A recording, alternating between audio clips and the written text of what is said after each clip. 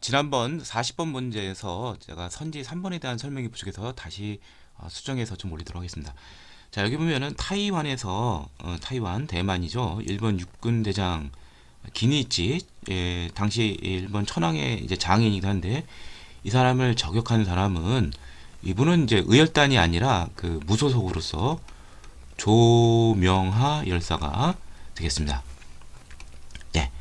그래서 여기 나오는 이제 정답은 이제 뭐 이육사니까 뭐 이제 광야 절정 등의 저항 시 이게 정답이 되지만 요 내용도 좀 알아두시면 좋겠습니다. 의열단과 관련돼서 또 나올 수 있어요. 자, 41번 가단체에 대한 설명을 오른 것은 바로 의열단에 대한 문제가 나오네요.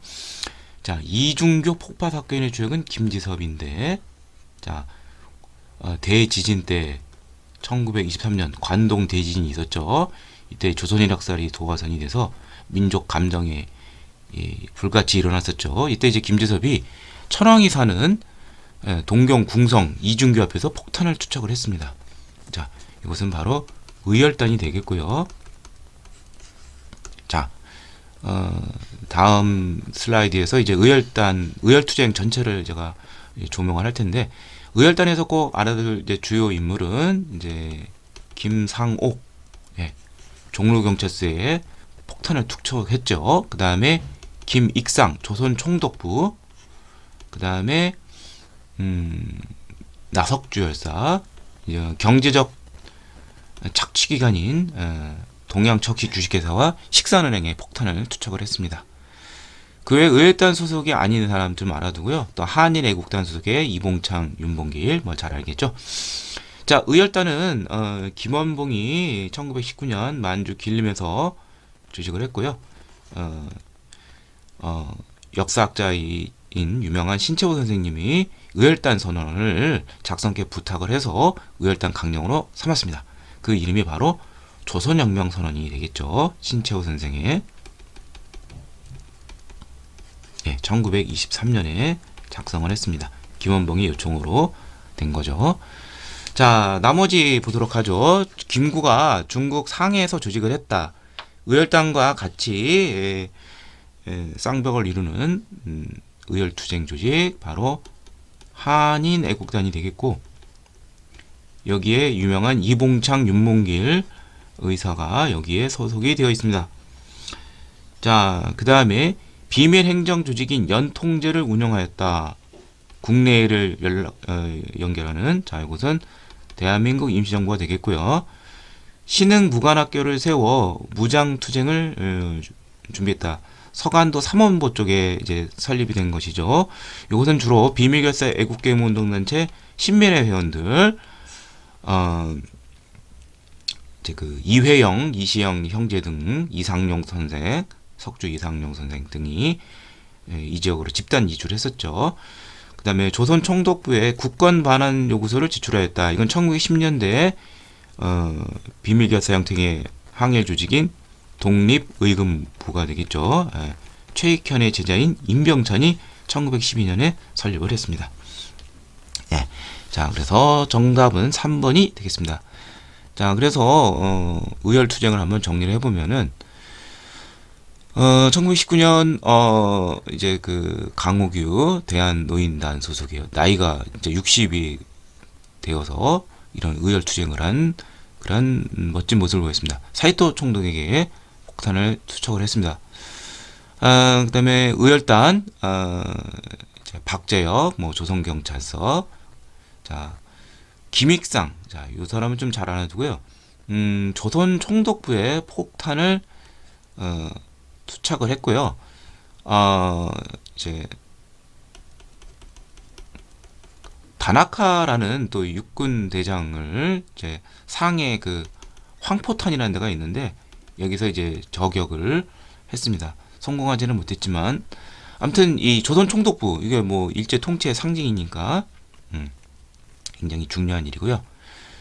그 다음에 여기 바로 나오네요. 이 일본 육군 대장에게 폭탄을 투척을 했다. 이 김익상이라는 부분은 이제 이때 잡혔어요. 잡혀가지고 약 20여 년간 옥살이를 하고 곧 아마 일제에서 아마 암살이 된 걸로 파악이 되고요. 이 오성윤이라는 사람은 좀 재밌는 부분인데, 이제 영화 밀정이라는 거 보면은 이 의열단 사람들은 아무도 못 믿어요. 그래서 이게 살아 있으면은 이상하게 생각을 해요. 그래서 뭐 변절한 게 아니냐, 침입한 것이 아니냐, 뭐 그렇게 볼 수도 있는데, 이 사람은 나중에 그 조국강복회라고 동북항일연군 김일성 요식관 그거하고도 이제 관련 같이 활동을 했었는데 나중에 친일로 변절하게 됩니다. 네. 굉장히 의열투쟁까지도 하고 사회주의 계열에서 항일 부장투쟁도 했던 사람인데, 자, 이런 게 좀 가슴 아픈 일이죠. 자, 그 다음에 김상옥 열사, 종로경찰서에서 폭탄을 투척을 했고 약 400여 명의 일제 일경과 치열한 교전을 벌였기 때문에 마지막 남은 총알로 자결을 했죠. 그 다음에 김지섭, 방금 나온 일본 도쿄 궁성 이중규에 폭탄을 투척을 했다. 나석주, 이분은 많이 나오죠. 일본 동양 척지주계사민 식산은행 폭탄을 투척을 했다. 그 다음에 아까 40번 문제 제가 설명해 보셨던 조명화 열사, 이분은 무소속이에요. 대만, 타이완에서 군이노미야 군이고 육군대장을 척살했습니다. 그 다음에 이봉창과 윤봉길은 이제 한일애국단 소설이죠. 32년 1월, 32년 4월. 이봉창은 이제 일본 히로히토 왕을 이제 폭사를 기도를 했었죠. 윤봉길은 상해 홍콩원에서 시라카 대장 등 많은 수뇌부를 척살을 했습니다. 그래서 가장 유명했었죠.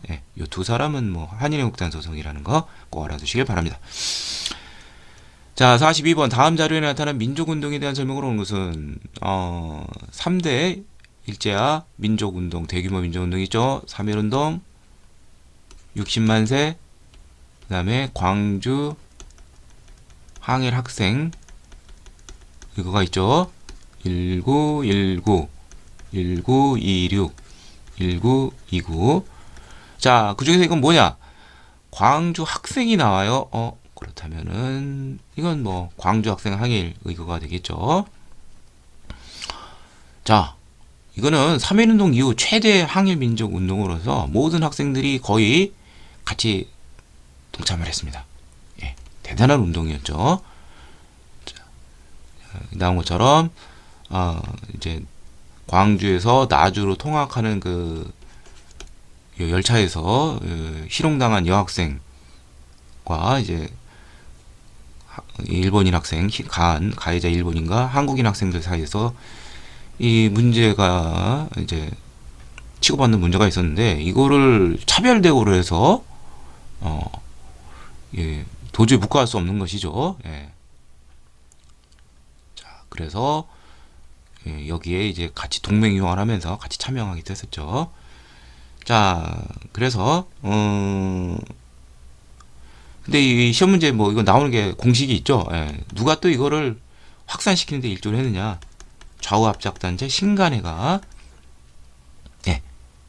진상조사단을 파견하면서 이것을 더 이제 서식을 더 알리게 된 것이죠. 신간의 지원이 있었습니다. 그래서 정답은 4번이 되었습니다. 이건 뭐 거의 꼭 나온다 생각하시면 돼요. 이 부분은. 자, 순종 장례를 맞아 가두시를 벌였다. 사회주의자와 학생들이 같이 대규모 시위를 준비했는데 사회주의 쪽은 발각이 돼서 진행이 못했지만 학생들은 그대로 나갔죠. 그래서 이것은 60만 세 1920년 26년. 그리고 3.1운동은 이제 고종, 순종의 아버지 고종의 인산이가 관련된 거죠. 대한민국 정부 수립에 영향을 주었다. 가장 많이 참여한 건 물으면서 3.1운동이죠. 자신감을 얻고 대한민국 정부가 수립이 되었죠. 이건 3.1운동과 관련된 것이고, 조선 사람 조선 것, 우리 것, 자작. 바로 1920년대 물산 장려 운동이 되겠습니다.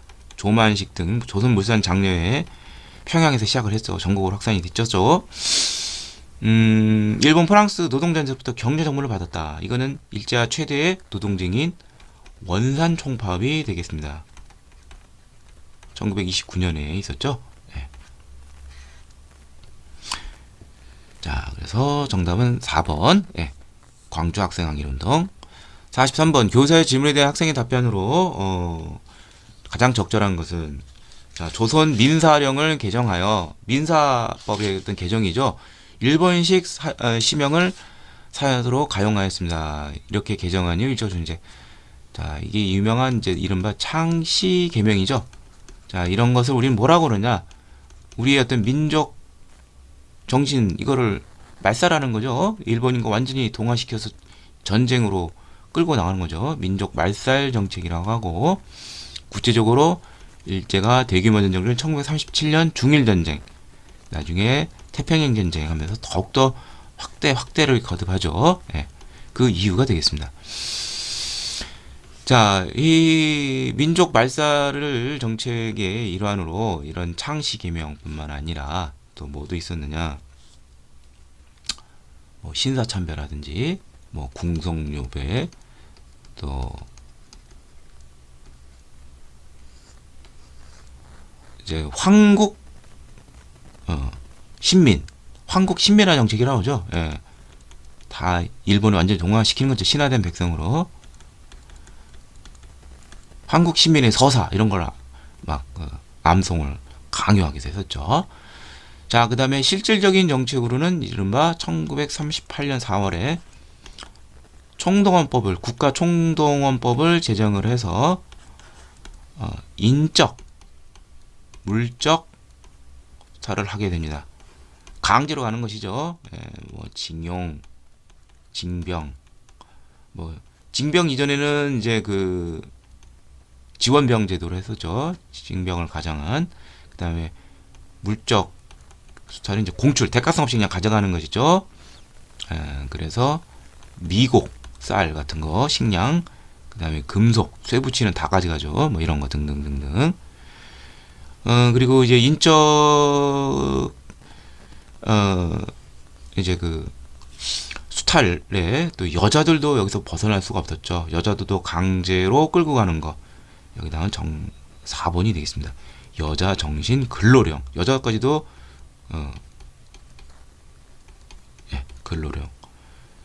노동전선에 투입을 시키고 또 뭐 위안부 뭐 이런 것까지도 이거는 뭐 이제 뭐 이렇게 공식적으로 하지는 않았지만 많은 사람들이 끌려갔었기도 했었죠. 자, 그래서 정답은 4번이 되겠습니다. 자, 통감부를 설치를 했다. 이것은 을사조약의 후속 조치로서 1906년부터 통감부 통치가 있게 되죠. 자, 조선 태영령을 시행했다. 매지를 가해하는데 조선인에게만 해당이 돼요.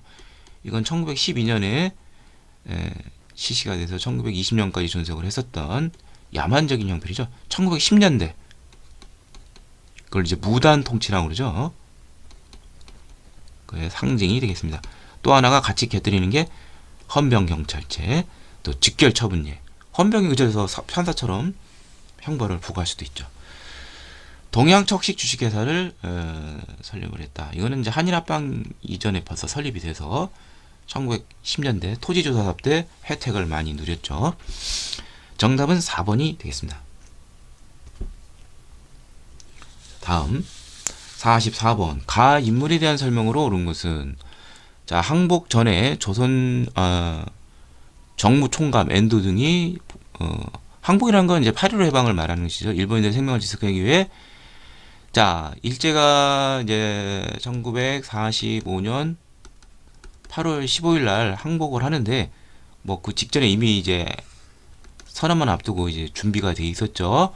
그래서 해방이 되자마자 당시 한반도 내에서 가장 영향이 있었던 인물 남한에서 여운형 선생과 몽양 접촉을 해서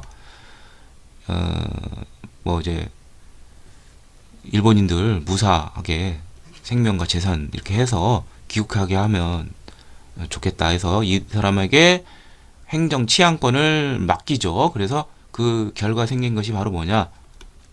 조선 건국 준비위원회가 되겠습니다. 그래서 미군이 이제 들어오기 전인 1985년 9월 9일 뭐 한 달도 못 갔죠. 예. 이때부터 이제 그 미 군정이 실시가 되는데 그 전인 9월 6일 날 미군이 오기 전에 정부 형태로 보시죠. 위원회가 아니라 그래서 조선인민공화국을 선포를 하게 돼요. 그러니까 이제 이분이 이제 사회주의 계열이기 때문에 사회주의적인 어떤 그러한 체제의 정부 모습을 보여주려고 했었죠. 예. 그러나 미 군정이 인정을 못 받았죠. 자, 그러면 이제 여운형에 대해서 묻는 문제인데 인물. 자, 여운형 선생은 다음과 같이 정리할 수가 있습니다. 자, 첫 번째로 이분은 신한청년단이라는 것을 김규식 선생과 함께 조직을 했어요. 상해에서. 이것이 나중에 임시정부와 모태가 된다고 보시면 돼요. 자, 그 다음에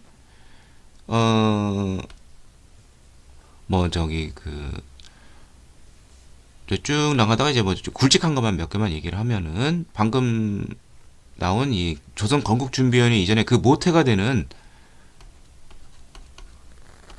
조선 건국동맹이라는 것을 일제 패망 바로 직전인 1944년에 결성을 했어요. 비밀결사 형식으로. 나중에 이제 해방이 되자마자 이것을 조선 건국준비위원회로 확대 개편을 한 것이고, 좌우를 망라한 그런 조직이었지만 우파 쪽은 미군이 들어온다 하니까 발을 빼게 됐죠. 그래서 결국 인민공화국이라는 좌파 색채가 강한 명칭이죠. 정부 수립을 선언했으나 호응이 없었죠. 자, 그 다음에 여운형의 이제 마지막 생애에서는 이제 뭐라 했게 되느냐. 이승만의 정읍 발언 이후 김규식 선생과 또다시 같이 또 행보를 같이 하게 되죠. 그러면서 좌우 합작 운동을 전개하게 됩니다. 좌합작위원회를 설립을 해서 김규식 선생과 함께. 그러던 중 1947년 7월 결국 암살 당했죠. 한지민에서. 자, 그래서 정답은 바로 3번 좌우합작위원회. 중도 우파, 이분은 중도 좌파. 좌파지만 우파와도 얘기가 통할 수 정도로 유연한 인물이었었죠. 좌우합작위원회. 자, 나머지 보도록 하죠. 샌프란시스코에서 흥사단을 결성한 사람은 무실력행, 실력 양성을 중시했던 안창호 선생이 되겠고요. 도산 안창호. 조선어학회 사건으로 구속이 되어 옥고를 치렀다.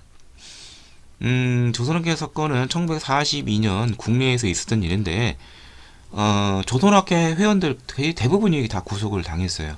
근데 여운형 선생은 한글하고는 조금 관련이 없기 때문에 여기랑 관련이 없고요.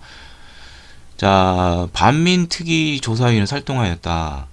반민특위조사위원회가 결성이 된 것은 정부 수립 이후가 되는 것이죠. 1948년 자 9월에 정부 수립 바로 다음 달에 반민족 행위 처벌에 관한 특별법을 만들고 그 이듬해 1949년 1월에 결성이 돼서 6.6 사건 친일적 경찰이 습격하기 전까지 사실상 활동을 했었죠.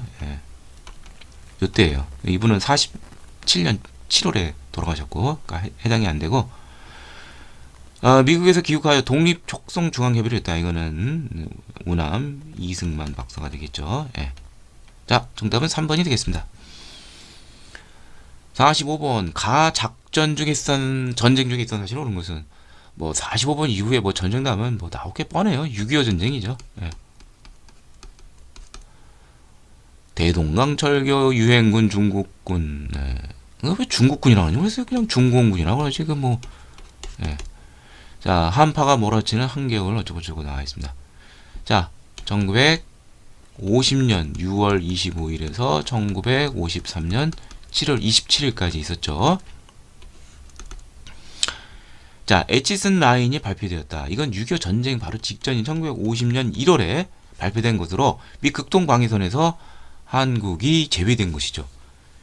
북한의 남침 자욕을 자극하게 된 것이죠. 이건 아니고. 자, 일방적으로 밀리다가 1950년 9월 15일 인천 상륙전으로 역전이 되고 그해 10월 말 약 한 달간은 뭐 진짜 북진에 북진을 거듭을 하면서 황금기를 누렸죠. 그러다가 이제 중국군이 10월 말에 들어와서 이제 전세가 다시 또 145체 나오고 뭐 이제 뭐 왔다리 갔다리 하면서 한 2년 동안은 이제 1951년 이제 6월부터 이제 휴전 이제 협상이 이제 진행이 돼 가는 것이죠. 자, 니은 맞고요. 이때 그 이승만 정권은 정권 연장을 위해서 이제 국회에서는 힘드니까 국민이 직접 선거로 이제 당선이 되려는 목표로 발췌 개헌안이 통과가 되었습니다. 최초의 개헌이죠. 1952년 7월. 모스크바 삼국외상회의는 해방되던 해인 1940년 10월 한국의 임시정부 수립을 놓고서 미, 영, 소 3개국 대표가 회의를 해서 이제 여기서 이제 결정된 상황 중에 하나인 이제 신탁 통치 그 부분이 이제 결국 좌우 간의 격렬한 대립을 가져오게 됐죠. 자, 그래서 니은 디귿 3번이 되겠습니다.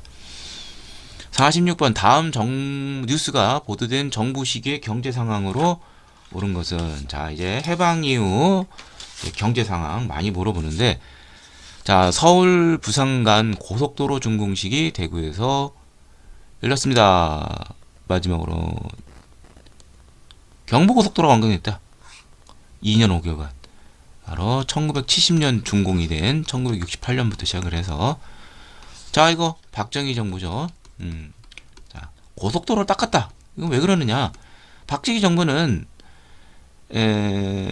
바로 뭐 이제 경제를 체계적으로 이제 올리기 위해서는 경제 계획을 5년 단위로 해서 정부가 주도를 해서 철저한 계획하에서 실시를 하게 되는 것이죠. 차질 없이. 그리고 사회 간접 자본 이거를 확충을 해야 되겠죠. 그래서 여러 가지 도로, 항만, 공장 이런 것 등을 외채를 끌어오면서까지도 해서 시설을 마련을 한 것이죠. 자, 그래서 경제개발 5개년 계획이 박정희 이제 군정 시기인 1962년부터 5년 단위로 시작을 했습니다. 1차, 그다음에 67년, 2차, 71년, 3차. 예. 자, 그래서 정답은 2차 경제개발 5개년이 유치된 시기가 맞죠. 1967년부터 72년이 되겠네요. 예. 자, 그래서 체계적인 경제 성장을 준비를 했다. 예. 또 뭐 시험 문제 많이 나온 것이 그러면서 이제 수출 주도형이 되고요. 강력한 1977년에 가면은 수출 100억 불을 달성하게 됩니다. 자, 그러면 나머지 보도록 하죠. 미국의 경제원적으로 300산업 세 가지 하얀 거 바로 뭐죠? 재분, 뭐 재당, 뭐 잠깐 재분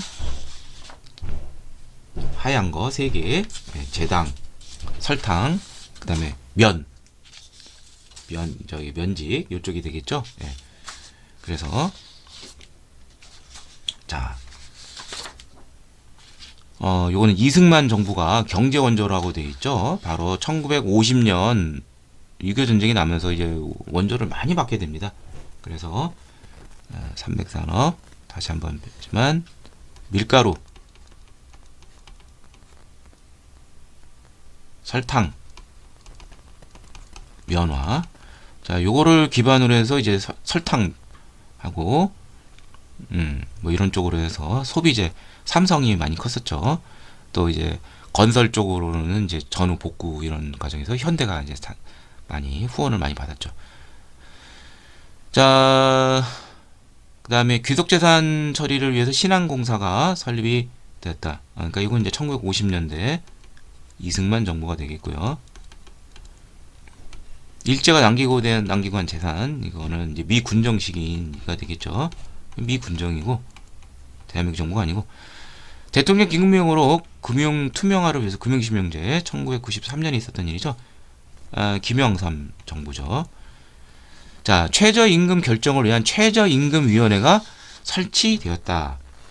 자, 이거 좀 조심해야 되는데, 뭐 이건 뭐 아주 중요한 본질적인 문제는 아니지만, 최저임금 제도가 공식적으로 이제 나오게 된 것은 1986년 전두환 정부 때예요. 그래서 이때 이제 시행령이 나오고 1987년부터 이제 시행이 되었습니다. 최저임금 위원회가 1987년. 자, 그래서 정답은 1번이 되겠습니다. 자, 다음 발표가 있었던 시기. 여기 보면 IMF가 나오죠. 국제통화기금. 구지금 만든 거. 바로 김영삼 정부 마지막 시기인 1997년이 됩니다. 김영삼 정부 때 뭐 샴페인을 너무 터뜨렸다 성급하게, 뭐 OECD 아직 선진국이 되지도 않은데 여기에 가입을 하고 했는데, 이제 결국 이제 유동성이 부족해가지고 여기 보면 유동성 조정기금을 필요로 한 거죠. 외환이 부족한 것이죠. 자, 그래서 김영삼 정부 시기 1997년이니까 정답은 바로 라가 되겠네요. 그래서 그 이듬해 이제 김대중 정부 바로 이 IMF 구제 금융 위기를 해결하는 게 좀 급선무였습니다. 그래서 도사정위원회, 이것을 해결하려면은 노조와 사용자와 정부가 같이 힘을 합쳐야 되고 고통 분담을 해야 되는 것이고, 국민들도 근무기 운동 이런 것으로 같이 호응을 해서 3년 만에 조기 상한에 성공을 했습니다. 여기 서울올림픽 개최는 이제 노태우 정부, 그다음에 수출 100억 박정희 정부, 한일 기본조약, 농지개혁법 제정, 이건 이승만 정부, 한미 자유무역 체결, 이건 이제 노무현 정부. 자, 그래서 정답은 4번이 되겠습니다. 48번 가에 들어갈 내용으로 가장 적절한 것은, 저는 어디시에 있는 경포대가 있습니다. 경포대가 있는데 강원도 강릉이 되겠죠?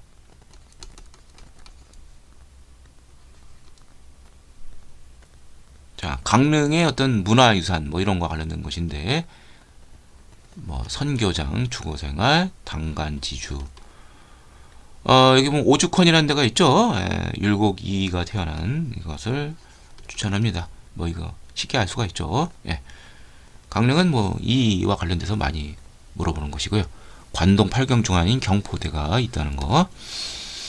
무령왕릉이 있는 송산이 공군, 이건 이제 웅진 시대죠. 바로 공주가 되겠고요. 어재현 부대가 활용됐던 성보는 강화도에 있죠. 신미양영과 관련돼 있고, 팔만대장경이 보관된 해인사는 경남 합천에 있고요. 삼별초가 마지막 항쟁을 한 항파두리는 제주도입니다. 그 이전에는 이제 이제 진주가 아니라 진도, 용장성에서 항쟁하기도 했었죠. 자, 그래서 정답은 율곡, 생가, 오죽헌이 여기 있습니다.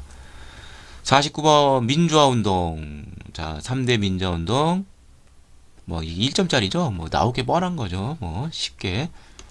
4.19,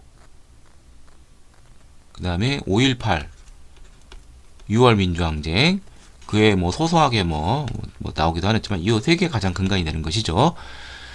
자, 3.15 부정선거.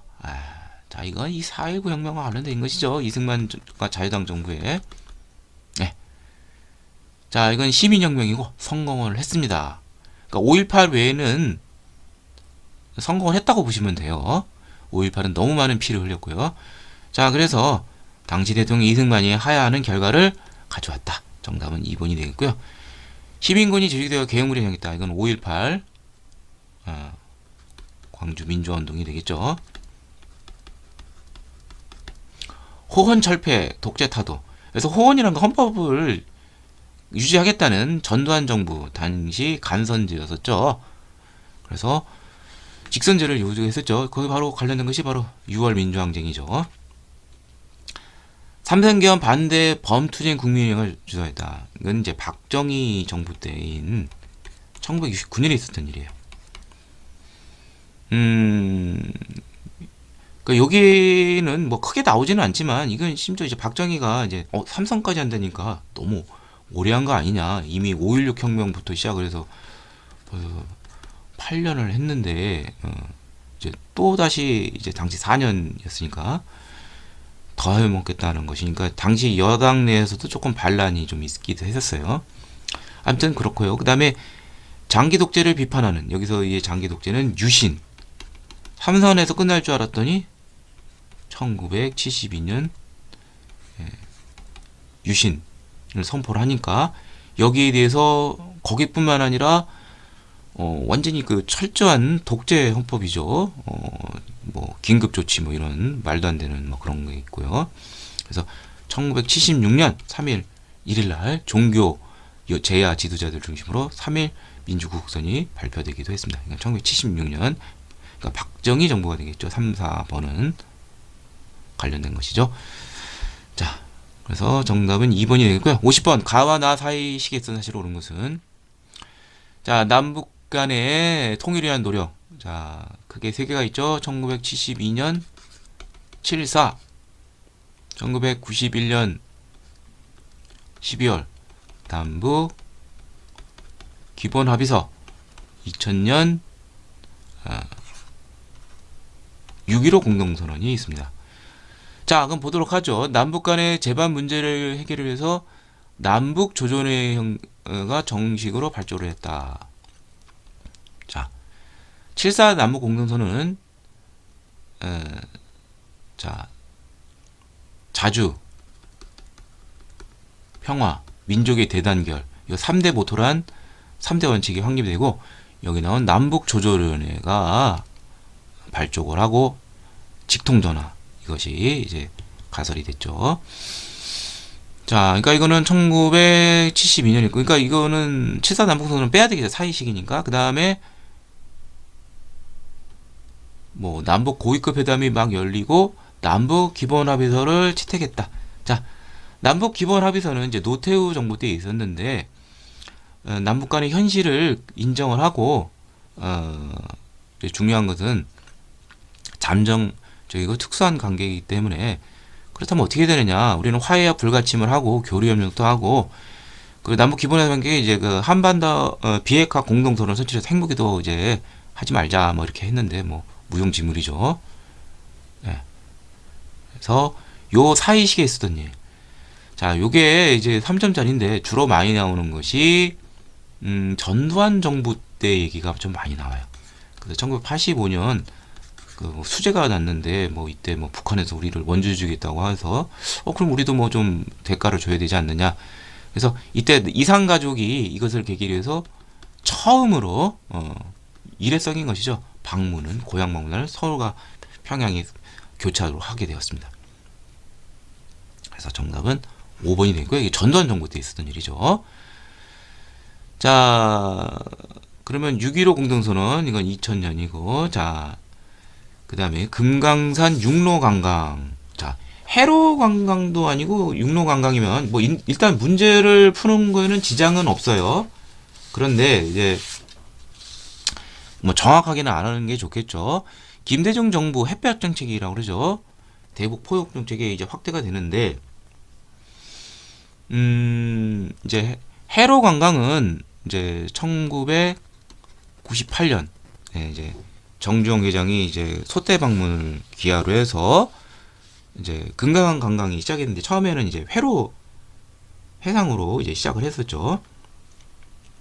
그래서 해로 관광은 11월이고 이것이 육로로 가면 이제 더 확대가 되겠죠. 예, 그래서 예전에는 이제 뭐 2008년 이전까지는 막 수학여행도 뭐 가기도 하기도 했었습니다. 그래서 육로 관광은 노무현 정부 때인 2003년에 시작이 되었습니다. 그냥 선지로서 그런 거니까 뭐 이거 굳이 외울 필요까지는 없을 것 같아요. 평창 동계올림픽이 이제 문재인 정부 때 2018년에 있었죠. 남북 단일팀. 그 다음에 이제 개성공업지구가 조성이 되었다.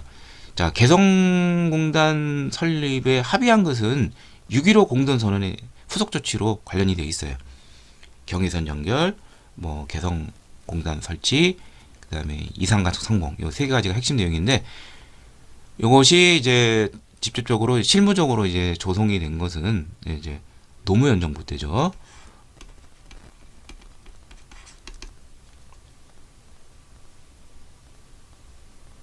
예. 그래서 노무현 때 이제 개성공단이 실질적으로 이제 가동이 되었습니다. 자, 그래서 정답은 이제 5번이 되겠고요. 3점짜리지만 뭐 이제 나오는 유형은 전형적인 것인가, 뭐 이런 자잘한 것은 뭐 굳이 암기를 하지 않더라도 이런 게 있었다 정도만 아시면 될 것 같습니다. 자, 이상을 통해서 제66회 한국사 능력 검정시험 심화편 해설을 모두 마치도록 하겠습니다.